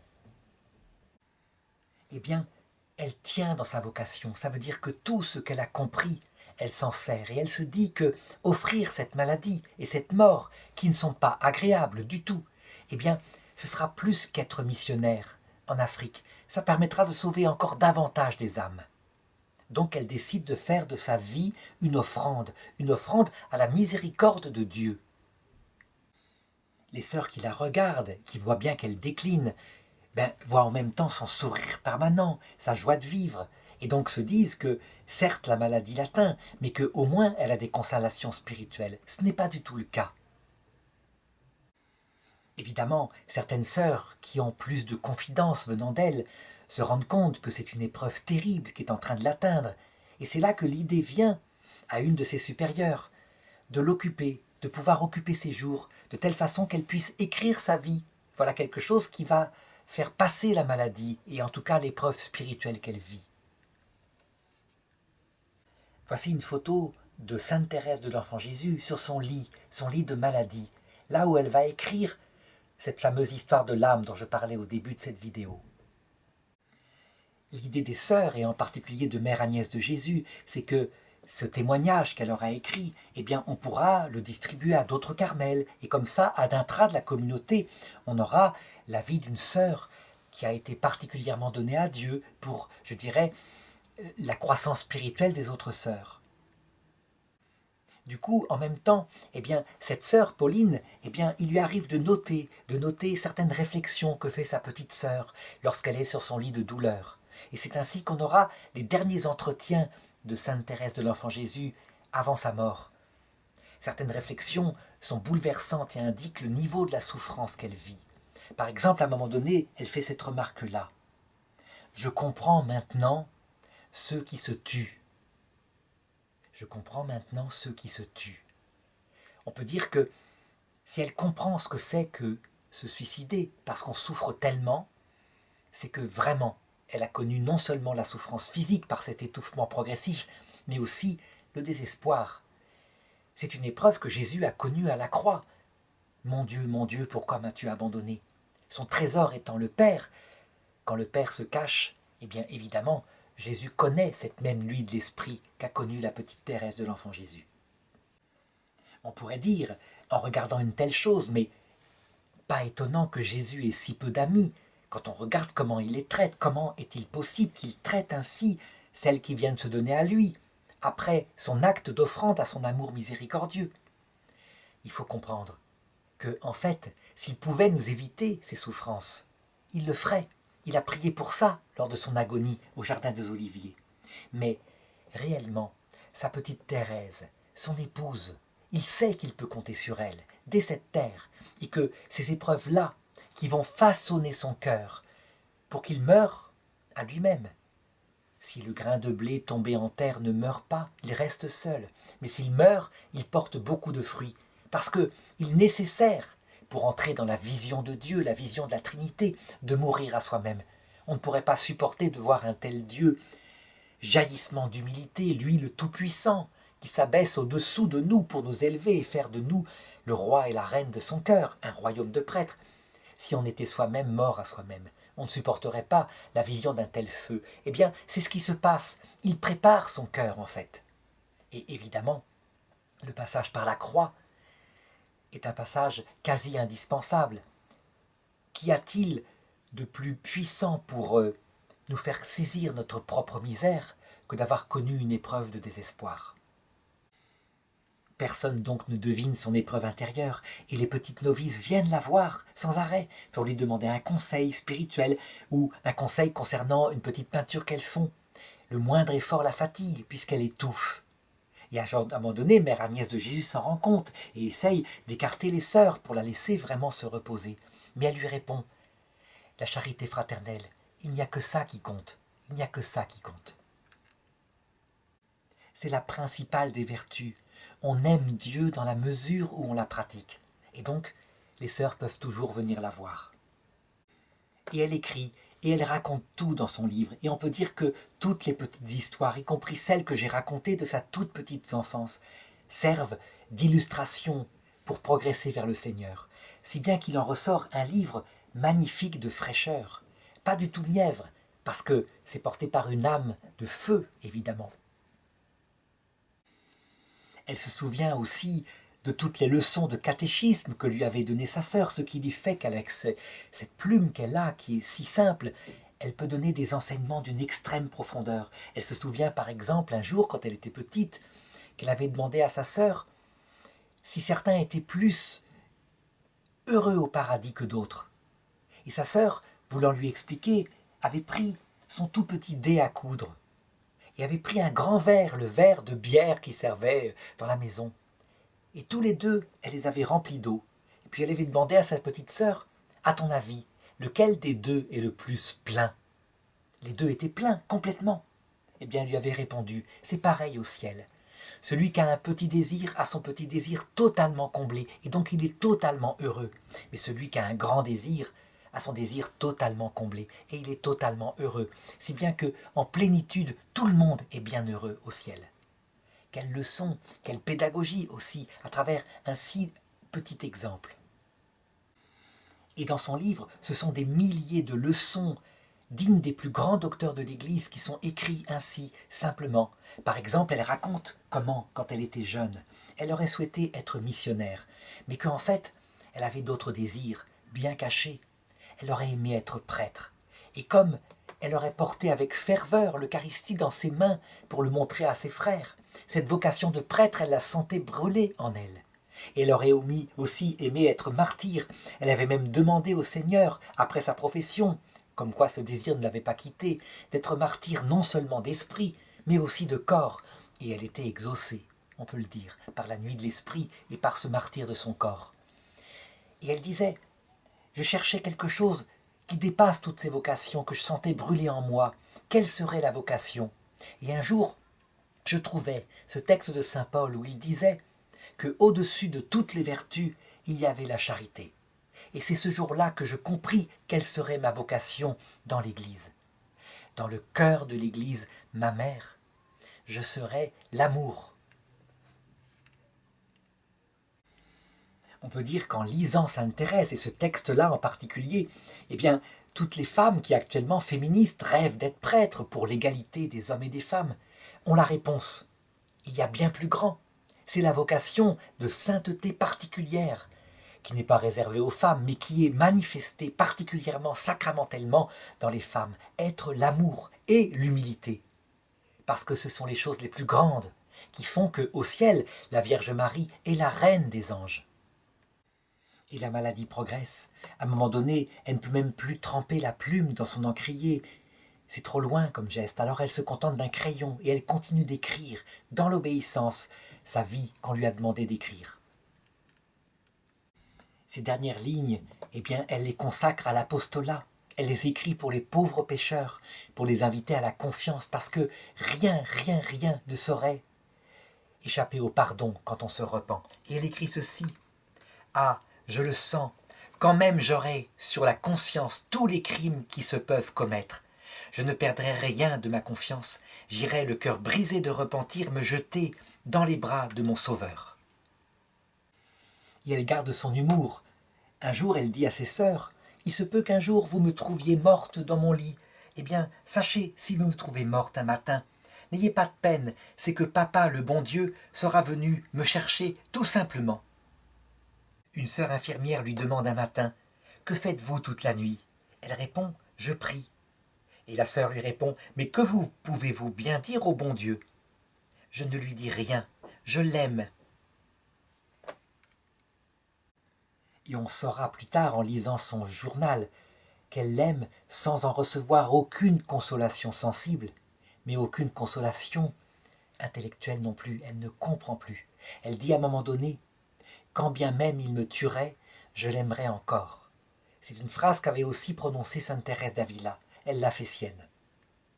Et c'est vers cette époque-là qu'elle commence à prononcer des phrases qui semblent prophétiques, qui vont se révéler prophétiques, comme par exemple quand elle dit « Vous verrez, après ma mort, je ferai tomber une pluie de roses. » Et quelques jours après, elle dit « Je sens que ma mission va commencer, ma mission de faire aimer le bon Dieu comme je l'aime, de donner aux âmes ma petite voix.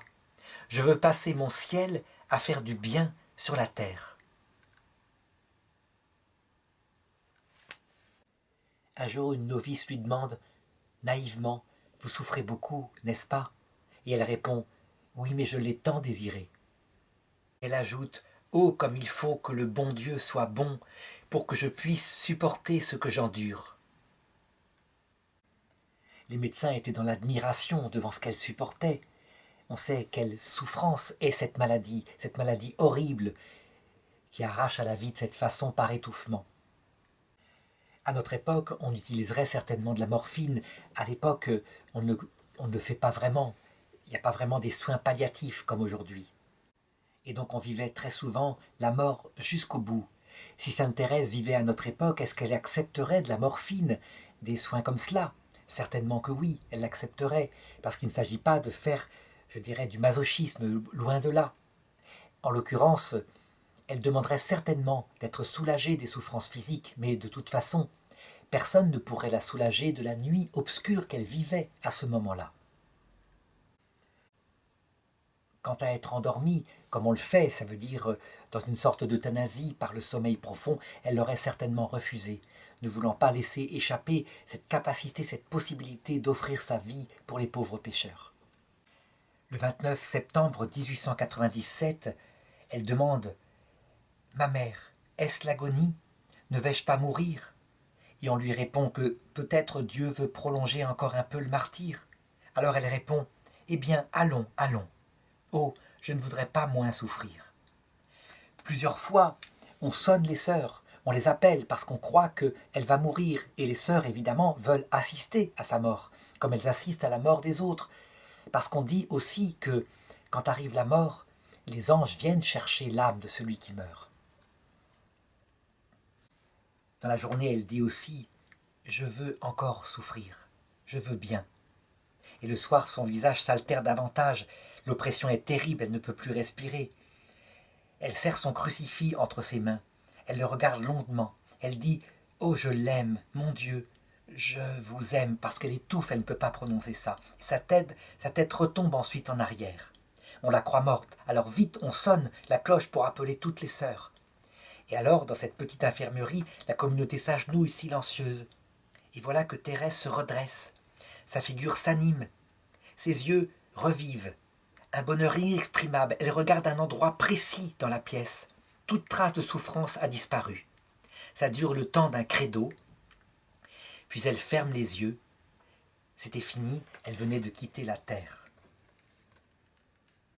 Et ce qui est étonnant, c'est que ce sourire qu'elle a restera sur la photo où on la voit morte, avec les sœurs qui ont préparé son corps, avec les roses autour de son visage. Ce sourire qui est céleste, qui a-t-elle vu? Très simplement, sans doute, le Christ qui venait avec les saints et les anges, et Marie qu'elle avait vue dans son enfance, qui venait pour la chercher. Et c'est à ce moment-là que commence, comme elle le disait, sa vraie mission. Et ça commence de la façon suivante. Une des sœurs du Carmel, une de celles qui avait été très peu charitable avec elle et qui souffrait d'une infirmité, eh bien, se recueillait comme les autres sœurs auprès du lit de la sainte toute la nuit. Et elle décide de s'appuyer sa tête contre le lit de la petite Thérèse. Et aussitôt, elle est guérie de cette maladie qui la gênait. Mais voici aussi un autre prodige qui se passa. Je l'ai dit, ce livre fut donc publié, l'histoire d'une âme, pour le Carmel, et donné ici et là dans des communautés en France. Et des sœurs du Carmel eurent l'idée de le passer à quelques laïcs, et quelques laïcs eurent l'idée de passer à d'autres. Et ce livre eut un tel succès incroyable qu'il finit par être édité par un éditeur, puis par 2, puis par 1000, puis par millions. Il se répandit dans le monde entier, puis il fut traduit. Incroyablement, ce livre, partout où il passait, bouleversait les âmes. Ce fut un raz de marée de grâce qui se répandit, non seulement sur la France, mais sur l'Église catholique universelle, par son petit livre qu'elle avait écrit à 24 ans, dans son agonie. On pourrait dire que c'est à cause de la fraîcheur de son écriture, la fraîcheur de sa poésie. Mais non, parfois c'est peut-être sucré, c'est pas toujours d'un style parfait. Elle était malade, il ne faut pas oublier. Mais c'est accompagné aussi de grâces extraordinaires qui tombent. En particulier, par exemple, pendant la guerre 14. Des milliers de soldats témoignent avoir supplié s'être confiés à Sainte Thérèse de l'Enfant Jésus et avoir été sauvés par son intervention, quelquefois même par son apparition. Évidemment, la nouvelle de ce prodige se répandit jusqu'au Vatican, où on s'informa sur elle. Et donc 25 ans plus tard, alors qu'elle était enterrée au cimetière de Lisieux, comme ça se passe quand quelqu'un est réputé saint, on exhuma son corps. Et son corps n'avait pas du tout été conservé, son corps était à l'état de squelette. Ça veut dire quoi? En fait, c'est typique de la petite Thérèse de l'Enfant Jésus. Elle voulait suivre la voie de tout le monde. Elle donnait une voie pour tout le monde. C'est en 1925, donc moins de 30 ans après sa mort, que le pape Pie XI la canonisa et déclara même, lui, ce grand savant, qu'elle était l'étoile de son pontificat. Il aurait voulu se rendre à Lisieux lui-même en personne, mais il ne pouvait pas. Alors il envoya son légat, son représentant, le futur pape Pie XII, qui vint dans un grand pèlerinage afin d'honorer cette sainte. Voici comment habituellement on la représente dans les églises. Quand on voit cette sainte avec son vêtement de carmélite sous forme de statue et dans ses bras, ses roses, eh bien on sait que c'est Sainte Thérèse de l'Enfant Jésus.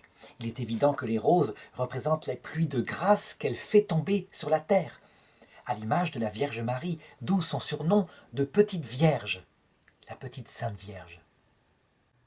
Il est évident que maintenant, au ciel, elle a subi le même sort que la Vierge Marie, qui a été proclamée reine du cœur de Dieu. Sainte Thérèse de l'Enfant Jésus est l'une de ces reines du cœur de Dieu, dans ce mystère profondément scandaleux pour les protestants et pour les musulmans. Imaginez que Dieu, envers celui qui s'est abaissé devant lui, puisse l'élever, non seulement pour en faire quelqu'un de grand, mais l'élever au-dessus de lui, au point de lui remettre la trésor complet de ses grâces, au point que Sainte Thérèse de l'Enfant Jésus, comme nous pourrons le faire, lorsque nous serons rois et reines du cœur de Dieu, puisque c'est un royaume de prêtres qu'il prépare, eh bien, elle peut puiser à volonté, sans avoir même besoin d'autre chose et de demander, dans les trésors de Dieu, pour nous envoyer les grâces qu'elle veut pour notre salut. Et elle le fait en communion avec les saints du ciel, évidemment. avec Sainte Jeanne d'Arc par exemple, dont elle représenta la pièce, et voici encore une fois la photo où elle est déguisée, on peut le dire, en Jeanne d'Arc pour une récréation dans son couvent. Sainte Thérèse de l'Enfant Jésus, qui n'a jamais quitté son Carmel, qui est morte à 24 ans, a été proclamée en communion avec Saint François Xavier, cet apôtre qui baptisa plus de 100 000 chrétiens en Inde, patronne des missions. Ça veut dire ce que ça veut dire. Ça veut dire la puissance de la prière, d'une vie donnée. Elle qui voulait être missionnaire, elle a réalisé toutes ses vocations.